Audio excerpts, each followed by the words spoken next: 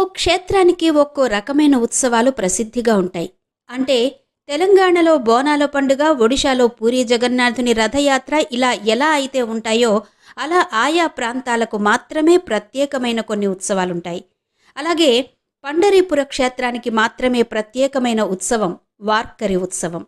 ఆషాఢ శుక్లపక్ష ఏకాదశి రోజున పండరీపుర క్షేత్రంలో నిర్వహించే ఉత్సవమే వార్కరి వేడుక. 21 రోజుల పాటు కొనసాగే పాదయాత్ర. ఈ 21 రోజుల పాదయాత్రనే మరాఠీలు వార్కరీ యాత్ర అని పిలుస్తారు. అసలేంటి వార్కరి? వారి అంటే యాత్ర, కారి అంటే యాత్రికులు, వార్కరి యాత్ర చేసే యాత్రికులు. మైళ్ల కొద్దీ దూరాన్ని కాలినడకన ప్రయాణిస్తూ భక్తి పరమార్థాన్ని 10 మందికి పంచడమే వార్కరి వేడుక పరమార్థం. ఒక రకంగా భక్తి ఉద్యమం. ఇంకా సులువుగా అర్థమయ్యే విధంగా చెప్పాలంటే తొలి ఏకాదశి ఉత్సవాలే ఈ వార్కరి ఉత్సవాలు. పండరీపురంలో జరిగే ప్రధానమైన ఉత్సవాలు ఆషాఢమాసంలో తొలి ఏకాదశి ఉత్సవాలు లేదా వార్కరి యాత్ర. ఆషాఢమాస తొలి ఏకాదశి నాడు జరిగే ఈ ఉత్సవాలకు లక్షల సంఖ్యలో భక్తులొస్తారు.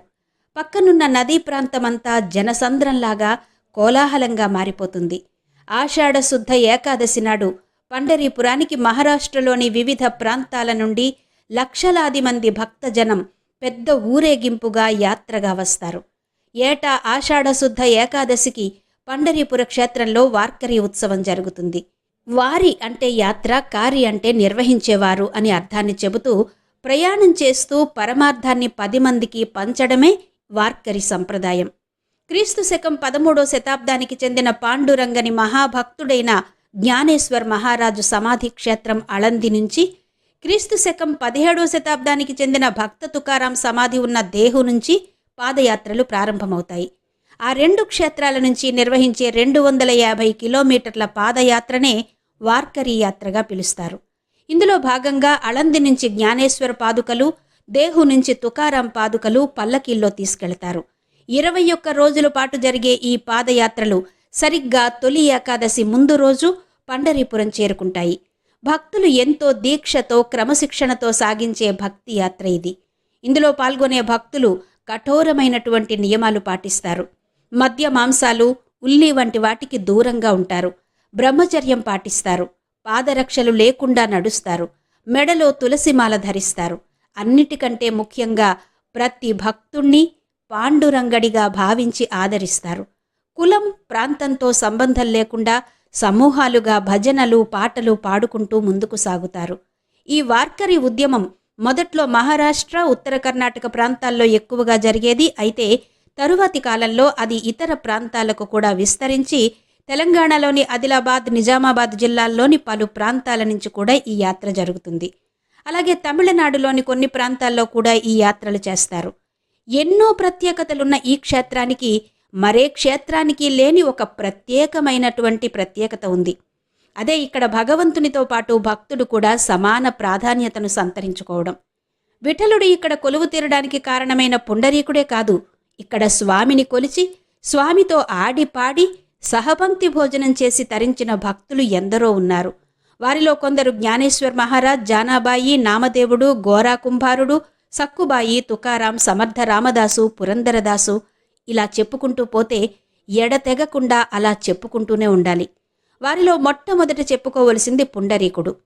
పుండరీకుని మందిరం చంద్రభాగా నదీ తీరంలో లోహదండ తీర్థానికి సమీపంలో, స్వామివారి ఆలయానికి సమీపంలోనే ఉన్న నదీఘాట్లో ఉంటుంది.